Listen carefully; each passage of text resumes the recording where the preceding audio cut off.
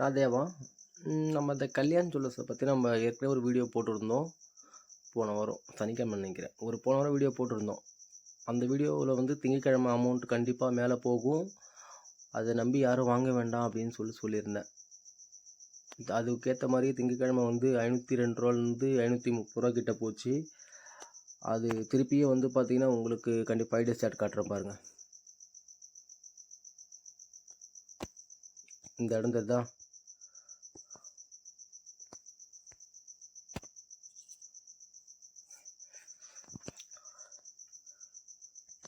520 ரூபா இருக்கா உங்களுக்கு. இங்கே இருக்குது பாருங்கள் 540. இந்த இடத்துல 520 ரூபா 28 ரூபா கிட்ட வந்து போச்சு திங்கக்கிழமை. திருப்பியும் செவ்வாய்க்கிழமை கம்மியாச்சு, இன்றைக்கும் 2 ரூபா கம்மியாக இருக்குது. ஸோ செவ்வாய்க்கிழமை பயங்கரமாக 6% கீழே டவுன் ஆச்சு, இன்றைக்கி வந்து 2% டவுன் ஆகிருக்கு.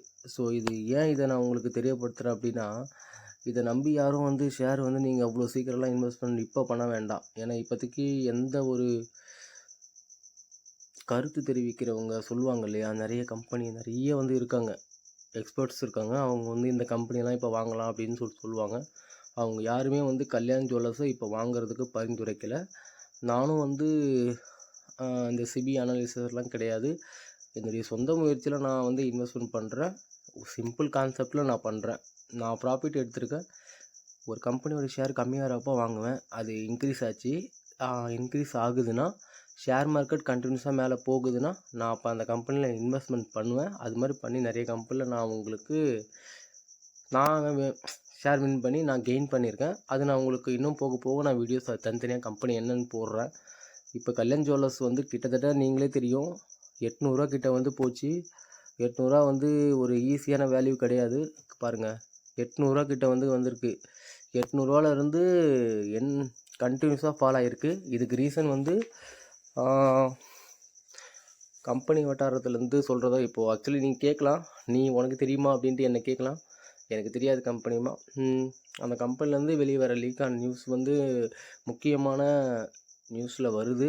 அவங்க என்ன சொல்கிறாங்கன்னா, கம்பெனியை வந்து வளர்ச்சி அடைய செய்யணும் அப்படின்றதுக்காக கல்யாண் ஜுவல்லர்ஸ் என்ன பண்ணுறாங்கன்னா, அவங்க வந்து ஃபாரின் இன்வெஸ்டருக்கு இவங்களே காசை கொடுத்து என்னுடைய கம்பெனியை வந்து வாங்குங்க, என்னுடைய கம்பெனியை வந்து ஆக்டிவிட்டியை கரெக்டாக மேலும் மேலும் காட்டுங்க அப்படின்னு சொல்கிறதாகவும், இது வந்து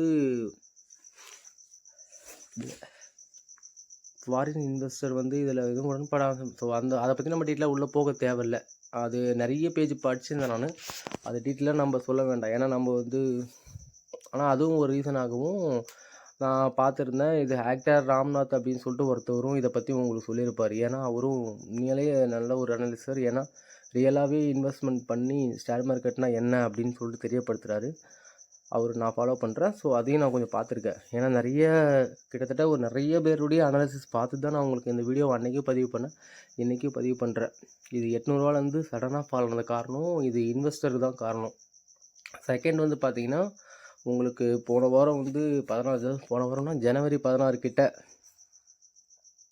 இந்த கம்பெனியோட எஃப்என்ஓலாம் வந்து ஸ்டாப் பண்ணிட்டாங்க, தடை பண்ணி வச்சுருக்காங்க தற்காலிகமாக. இது வந்து திருப்பி ரிலீஸ் பண்ணி ஆக்டிவிட்டியில் வரும் அப்படின்னு சொல்லிட்டு தற்செயலாக தெரியல. இது எல்லாத்துக்குமே முக்கியமான காரணம் வந்து இந்த எஃப்ஐ சொன்னோம் இல்லையா, ஃபாரின் இன்வெஸ்டர் வந்து இது மாதிரி பண்ணியிருக்காங்கன்னு சொல்லிட்டு ஒரு காரணமாகவும், இது மாதிரி டேக்ஸ்லாம் வந்து கவர்மெண்ட் டேக்ஸ் வந்து ஆஃபீஸில் போய் ரைட் போனதாகவும் நிறைய விஷயங்கள் இன்னும் ஆதாரப்பூர்வமாக எதுவுமே சொல்லலை. கம்பெனி சைட்லேருந்தும் மேனேஜ்மெண்ட் சைட்லேருந்து எதுவும் சொல்லலை, வெளியே இருந்து எதுவும் சொல்லலை. இதெல்லாம் வந்து வெளியே வர விஷயங்கள் மட்டும்தான். எதுவுமே நம்ம நிச்சயம் வந்து கம்பெனி சைட்லேருந்து தெரிவித்தா மட்டும்தான் அது நிச்சயமாகும். மற்ற சமயத்தில் கண்டிப்பாக நிச்சயமாகாது. வெளியே யார் வேணால் என்ன வேணால் பேசலாம். கம்பெனி வந்து பயங்கரமான கம்பெனி, இந்தியாவுடைய 2nd லார்ஜஸ்ட்டு கோல்டு டைமண்ட் வாங்குகிற கம்பெனி. ஸோ கம்பெனி மேலே நீங்கள் பயப்பட வேண்டியது அவசியம் இல்லை.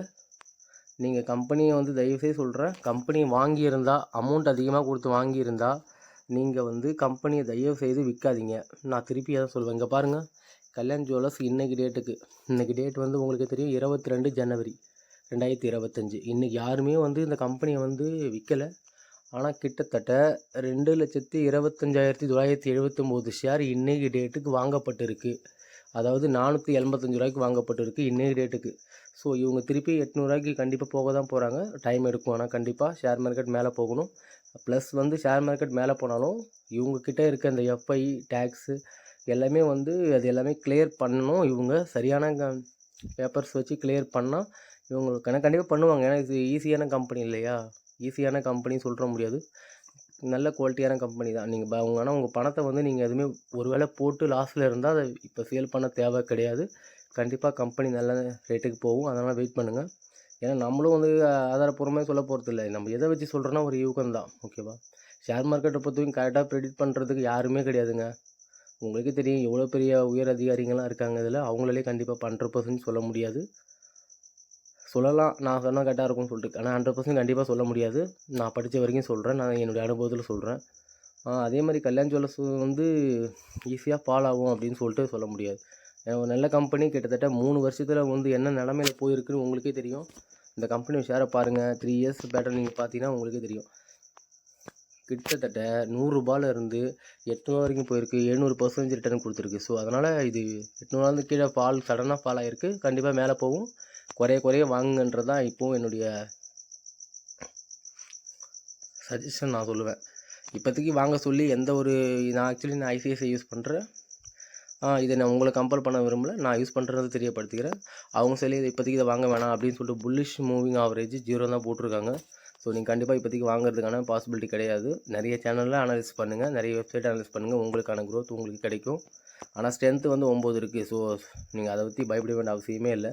ஆப்பர்ச்சுனிட்டி பாருங்கள், எப்போ தான் வந்து இன்க்ரீஸிங் ஷேர் ஹோல்டிங், இப்போ அதுதான் ப்ராப்ளம்ன்ற மாதிரி நான் அன்றைக்கி சொல்லியிருந்தேன். திருப்பி அதுதான் ப்ராப்ளமாக இருக்குது.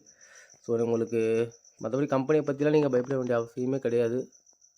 அதனால் நீங்கள் கண்டிப்பாக வாங்கலாம். கம்பெனி நல்ல கம்பெனி தான், அதை பற்றி நீங்கள் பயப்பட வேண்டிய அவசியம் ஒரு துளி கூட இல்லை. என்னை பொறுத்த வரைக்கும் நான் சொல்கிறேன். பார்த்தீங்களா, ரைசிங் அவங்க கம்பெனி சைட்லேயே போட்டிருக்காங்க. அதாவது ஷேர் மார்க், அதாவது ஐசிஐசின்றது நான் ஏன் இது ஸ்பெசிஃபிக்காக சொல்கிறேன்னா, ஐசிஐசி செக்யூரிட்டி அப்படின்னு சொல்லிட்டு ஷேர் மார்க்கெட்டில் இப்போ லீடிங்காக இருக்காங்க. உங்களுக்கே தெரியும்.